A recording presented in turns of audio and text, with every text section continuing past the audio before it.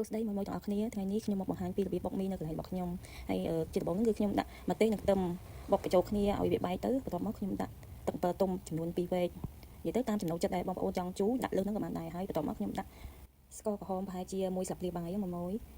ហើយខ្ញុំដាក់ទឹកប្រហុកចំនួន1កូនវែកចំពោះបុកមីនេះគឺខ្ញុំធ្វើតម្រូវ1ចានណាមួយសម្រាប់មីគឺខ្ញុំដាក់1កញ្ចប់បន្ទាប់ពីដាក់គ្រឿងទាំងអស់នោះហើយគឺខ្ញុំបាន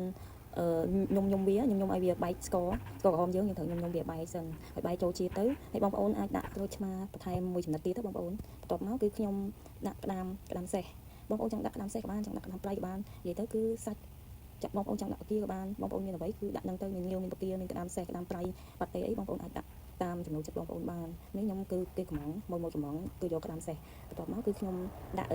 ស្ពៃបកគោពណ៌ស្វាយដាក់ត្រប់ស្រួយបងប្អូនហើយនឹងពេលប៉ោះទូចបងប្អូនមានពេលប៉ោះធំក៏អាចដាក់បានដែរបន្ទាប់មកគឺខ្ញុំដាក់ល្ហុងបន្តិចទៅហើយដាក់មីចំនួនមកកញ្ចប់ឲ្យខ្ញុំសិនរួចបន្ទាប់មកគឺខ្ញុំដាក់ពោតលឿងយើងហ្នឹងបងប្អូនពោតលឿងឲ្យស្ងោររួចហ្នឹងគឺចាត់ចំណិតដាក់បងប្អូនចង់ដាក់ច្រើនប៉ុណ្ណាក៏បានតាមចំណូលចិត្តបងប្អូនទៅហើយក៏ដាក់សែកដីមួយស្ព្រាបាយទៅហើយច្បល់វាគឺរួចរាល់ហើយបងប្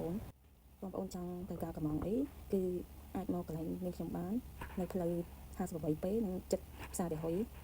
គឺខ្ញុំមានលក់គ្រឿងក្លែមជាច្រើនមុខមានប្រភេទដូចជាឆាក្តៅភ្លានិងបំពងបុកល្ហុងនិងបាយឆាដែរបងប្អូនអាចកំងបានជម្រាបលាបងប្អូននិងម៉ូយទាំងអស់គ្នាបាយបាយ